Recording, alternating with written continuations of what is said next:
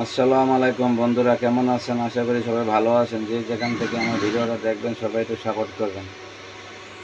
মানুষের চলার পথে অনেক কষ্ট থাকে, অনেক সুখ থাকে, অনেক দুঃখ থাকে। মানুষের সব কিছু নিয়ে মানুষের জীবন।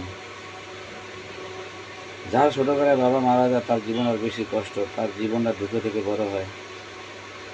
যার কিছু নাই, আর কিছু করতে গেলে অনেক সময় লাগে, অনেক সময় ব্যয় করতে হয়, অনেক পরিশ্রম করতে হয়।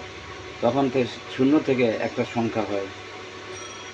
যার যার ছোটোবেলায় বাবা মারা যায় সে জীবনে একটা জায়গা পৌঁছতে গেলে অনেক কষ্ট করতে হয়, কারণ সাপোর্ট ছাড়া কিছু হয় না। তারপর আল্লাহ তালা মানুষের একটা জায়গা না একটা জায়গা চেষ্টা করলে উপায় হয়, পরিশ্রম করলে মানুষ একটা জায়গা নিয়ে খারাপ দাঁড়া করায়। অর্থাৎ মানুষের জীবনে কষ্ট থাকবে, সুখ থাকবে, সব কিছু নিয়ে মানুষের জীবন। তবে একটা জিনিস কি, বাপ মা যারা আছে সব আছে, বাপ মা যার নাই কেউ নেই।